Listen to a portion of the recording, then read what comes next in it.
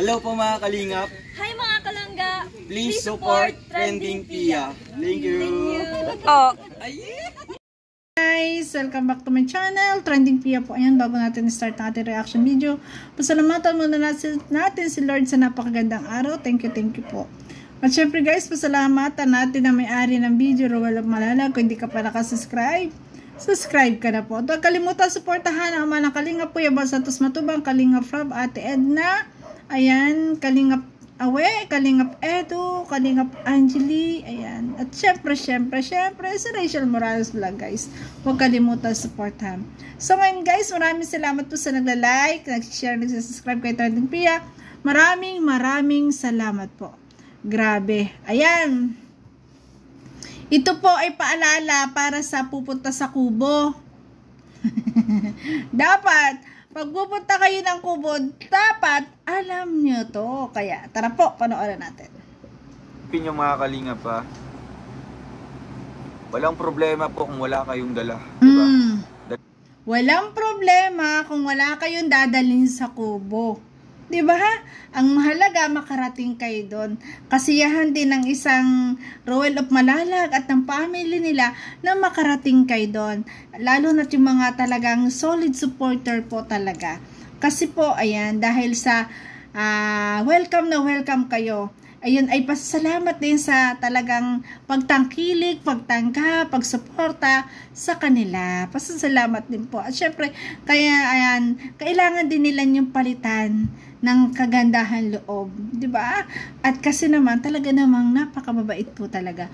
Pag kayo nagpunta sa Kubo, ay nako. Grabe ang saya sa Kubo.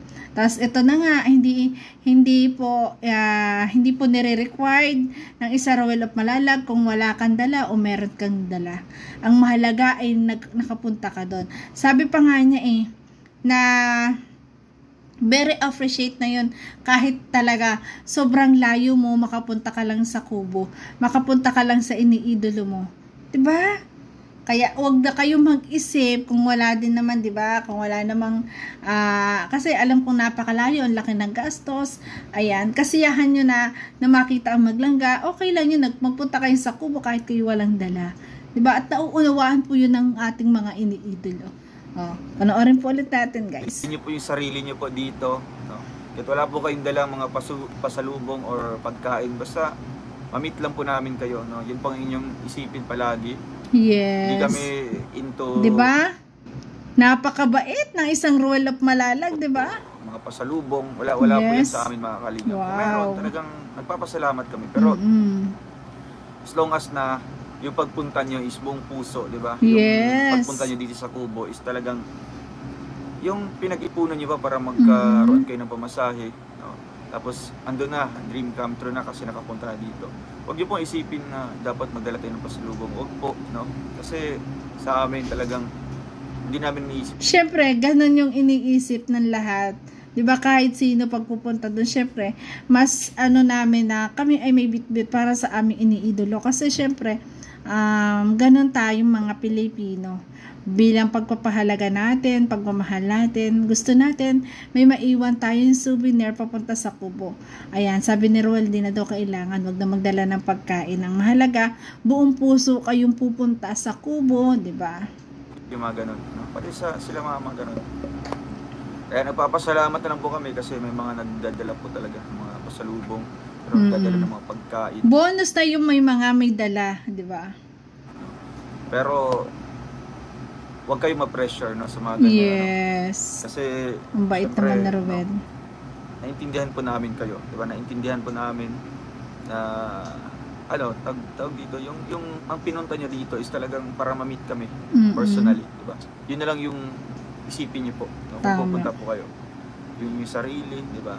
Siyempre, pocket money din, no, para may pang personal na panggastos din po kayo, di ba? Ganun. Pero yung mga pasalubong, huwag na po, di ba? Yeah, 'di ba? Kasi alam po at kinakapa din ng isang Roel of Malalag ang sino man pupunta ng Kubo kasi alam niyang malayo. Ayan, malaki yung gastos. Tama, sabi niya, pang-personal yung pera, okay na 'yon. Huwag na mag-abala, 'di ba? Pera na lang talaga kung sobra-sobra o talagang may pera ka na pangpasalubong, ayan. talagang pinaghandaan mo yon, okay lang yon.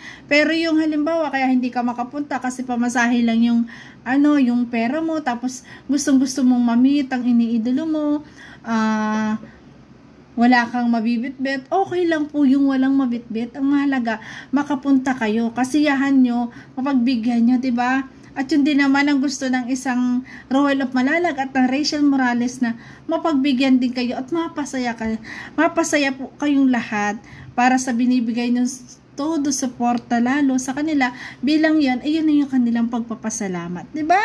Grabe, ang bait naman ng Roel of Malalag. Kayo po ang iniisip din namin. Yes. Pwede pumasok sa kubo ang bashers, iba lang ang ipapakain sa kanila. Pambira. Ano po, Sir James TV Mix, no? Ano ipapakain? Dito, ano pwede ipapakain natin? Yan. Para ma-serve natin, di ba? Maluto natin. Baka special ito, di ba? Special ito. Ay, Tita Matia Mamarel. Grabe naman yun. Matia Mamarel. Iba daw yung Salamat po sa papakain. pagulay. Yeah.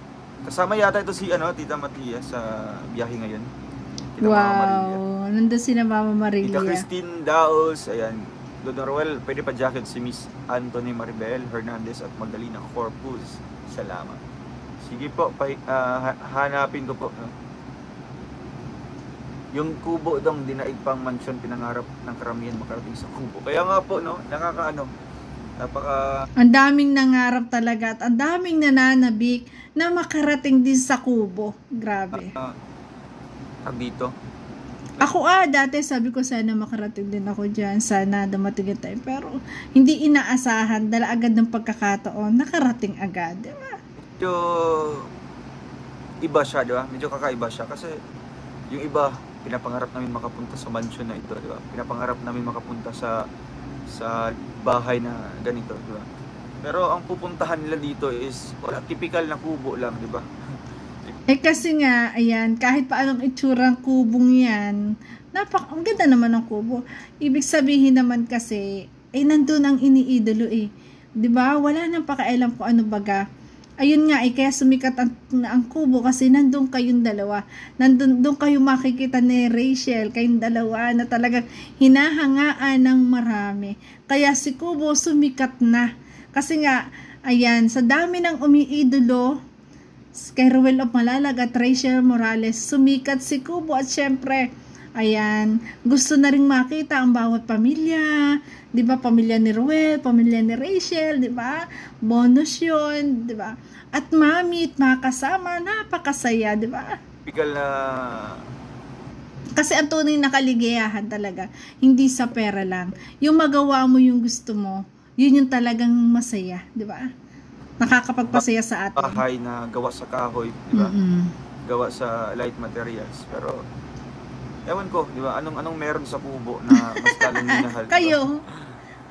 Kasi nandun kayo, kaya minahal. Gustong puntahan, di ba? Yes. Karamihan. Si Bongo sa video ng nanay ko. Nandyan kasi siya sa Vinsons, nagbabakasyon. Siya. Nabidyon si Bongo. Pati si Bunggos. Si Bunggos sikat na. Ayan. Ang service ni Melon. Ayan kahit nga si Melon, gusto niya sumakay dyan sa Bunggo. Gusto niya laging kasama dyan sa Bunggo. Kasi yung Bunggo dito, mga kalingap, talagang kakaiba siya, no? Kasi wala siyang kapareha dito sa lugar ng Cam Norte. Yes. Kaya once makasakay ka sa Bunggo, talagang artista ka na kasi titingnan ka ng mga marami. Sayang hindi ako nakasakay doon. Ayan si Melon, nakasakay na, artista na si Melon. Yung tao. Ay, no? Grabe. Titingnan ka ng mga Yes. dumaraan ng mga Ang ganda tao. kasi. Or nakatambay lang, tapos dadaan tayo. Kakaibang kasi service. Kakaiba siya, no? Walang kaparehas dito na ganitong sasakyan. Kaya sakay kayo sa Bunggo, mga kalingap. Pagbalik ko, sasakay ako sa Bunggo. Doon, hayaan mo na ang kubo ay bukas para sa lahat ng gustong pumunta. Yes. Treat them nicely, sila na lang mahiya kung may masabi pa sila na hindi maganda sa pagpunta nila. Yes. Kaya nga po, Tita Doris Subebe, pag pupunta kayo doon, talagang binibigay namin yung deserve nyo din po, no, na suporta at pagmamahal or dito, yung ginagawa namin na, diba, yung pag-welcome sa inyo. Yes. Kasi in that way lamang po kami makapag-give back sa inyo, diba, na sobrang haba ng biyahe, sobrang layo ng pinanggalingan niyo po. Tapos pagpunta doon, di ba? Papa-feel po namin sa inyo, talagang babalik-balikan niyo ang Kubo. Yes. Diba? Lahat ng pumunta sa Kubo, ang gusto lagi ay bumalik. At isa na ako doon. Kasi, bukod sa makikita kayo doon, nandun kayo, di ba? Maranasan makarating doon. Talagang, yung mga tao doon talagang welcome. Welcome lahat ng dadating doon. Kaya hindi nakakailang. Ako na yung sumasandok ng aking pagkain doon eh. Opo, kasi para kasing feel at home ako. Ako na yung kumukuha ng kanin ko, kakain, di ba? Magkakape, di ba? Grabe, talagang iba talaga. At talagang pag pumunta ka ng Kubo, feel at home ka. Ganong style. Hindi mo na kailangan ikaw intindihin. Pwede kang kumilos sa Kubo. Kung ano kinakain ni Melon Dong, yun din ang ipakain sa kanila. Ay, grabe. Wag po, James TV Mix. Ang mahal po ng kilo nun. Mahal pa sa bigas ang pagkain ni Melon. Mas mahal niya sa amin ni Duno. Ay, grabe. Outcome sa ating pinaplanuhan dito na malit na bahay, malit lang. Napaka-humble naman na isang Roel of Malalag. Kasi, ang tatawag ko naman ay mansion sa Kubo. Pag natayo na yung bahay, kahit pa gaano kalaki yan, kahit pa sinabi mong maliit lang, ang tatawag ko dyan ay mansion sa Kubo. Kasi, di ba, ang nakatira naman ay, di ba, sarap pumunta. Basta, di ba, kahit yung ang bahay, kahit buong galo, di ba? Ang nakatira naman dyan ay tao, kahit pa yan ay kubo, kahit pa kung ano, basta ang nakatira naman ay yung mga tao mapabait na talagang tanggap ka. Kasi minsan kasi sa iba, di ba, pag pupunta ka, nakakahiyang kumilos, pero dyan talaga, dyan po sa Kubo, dyan kina Roel of Malalag, hindi po kayo mahihiya. Feel at home ka talaga. At ayan nga, pinagpaplanuhan na talaga yung bahay na yan. Kasi nga, sabi ni Kalingap Owe, siya ay na lang, foreman, tingin-tingin na lang daw siya dyan. Ay, grabe. At abangan natin yan po sa kanyang channel. Kasi siya po ang magbablog ng ng gagawing mansion sa Kubo. Ay, mansion. Viewers. Grabe. Pero kaya Kalingap, no, seriously talagang, tawag dito, pinaplanuhan ko, Yes. Kung gaano kalaki, gano'n. Kasi iniisip ko din na, syempre, malaking pamilya kami, di ba? Yes. For sure, napakalaki ng bahay niyan. Kasi, ang laki pa naman kasi ng space, ang laki pa ng lote. So, once magbakasyon dito yung kapatid namin, di ba? Kapatid ko. Okay, merong mga, tutuloyan. Para maano lahat, di ba? Makater lahat. Yes. Ang Bongo kasi pang pamilya na pang sports pa. Parang rabing alcohol ba yun? Pampamilya na pang sports pa. Grabe. Sa akin kayo magtanong. Nakakatuwa guys. Talagang pinapaliwanag na isang Roel of Malalag na ang humble niya. Na pinaplano niya at pinag-iisipan talaga kung ano ang design at kung anong maganda gawin doon sa Kubo, doon sa mansion niya ipagagawa kasi gusto niya yung kakasya ang pamilya niya. Grabe, no? Tapos kung tigis ang kwarto, siguro mga hanggang 3rd floor yon. Tapos yung taas, di ba? Meron pa sila doong yung unwind, di ba? Yung tambayan sa taas na pwede dumaglay para malamig pati sa taas na taas. Yun yung maganda nilang ipagawa doon. Kasi, ang Kubo kasi talagang dadayuhin at dadayuhin na yan ng mga tao. Kasi, ang dami na nagnanais na makarating dyan sa Kubo. Diba? Alam ko ang plano, sabi ni Kuya Alex. Ay, pambira si Kuya Alex. Yan, may plano na. Di pa yung final, Kuya Alex. No? Siyempre, ano pa tayo? Ipon-ipon pa tayo ng piso-piso. Uy, piso-piso daw. Di ba? Napaka-humble na ating Roel of Malalag. Kasi alam naman natin, na talagang humataw siya dati. Yung talagang ang tataas ng views niya. Pero napaka-humble pa rin niya. Hindi siya yung talaga na Pag may pera, bili ng ganto, bili ng ganyan. Talagang yung kanyang pera, pinagpaplanuhan niya ang lahat bago niya gastusin. Napakatalino talaga niya, kahit talagang kailangan niya, kung tutuusin, di ba? Pwede siyang bumili na ng dati pa ng sarili niyang sasakyan, di ba? Ng 4 wheels para kung saan nalakad niya. Pero hindi, mas inuna niya ang para sa pamilya niya na si Bungo, di ba? Yun yung kanyang inuna. Inuna niya pera sa sarili niyang kailangan sa pag-vlog. Nagtitiis siyang magmotor at yun, buti yun, sinasamahan ni na Rega sa sasakyan nila at ngayon kay Kuya Victor. 'Di ba? Sobrang humble, kahit alam natin na kaya niyang bumili or kaya niya talaga yung kahit nga kasi kaya niya yun eh. Kaso talagang grabe.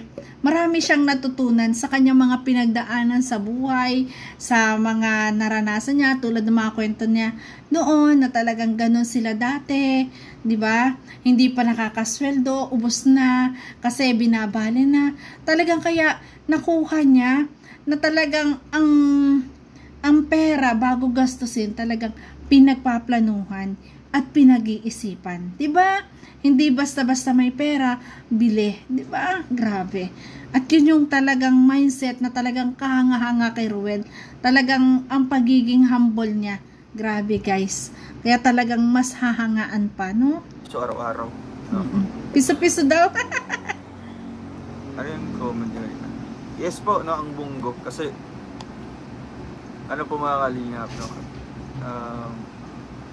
Pag sasakay kayo doon, talagang sasakay nga ako doon pagpunta ko doon. Lalo na sa likod kayo sasakay kasi hindi tayo nakasakay doon kayo, head turner doon. Kasi once may magdadaan, talagang mapapalingon ka. Sasakyan yun, di ba?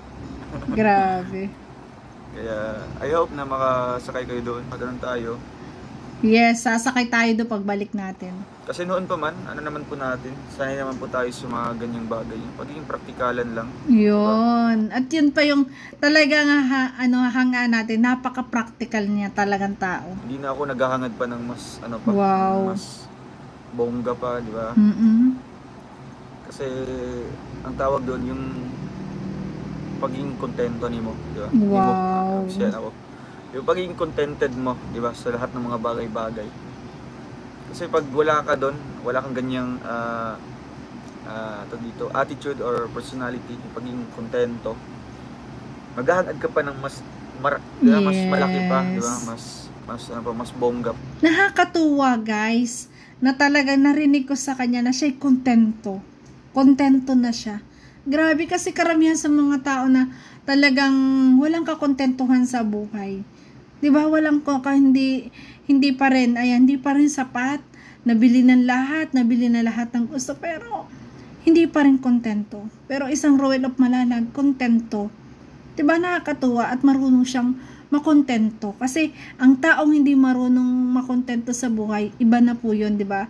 Iba na, nakakaroon na ng ibang image, no? Hindi na maganda. Pero sa isang Ruel of Malalag, na isang charity vlogger, talagang kontento na siya. Kontento na siya sa kung anumang meron ngayon. Kontento siya sa lahat kung anong nabibili niya at kaya lang niyang ipagawa.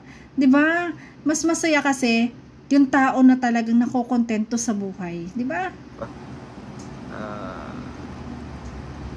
Alam mo naman na di mo kaya, di ba?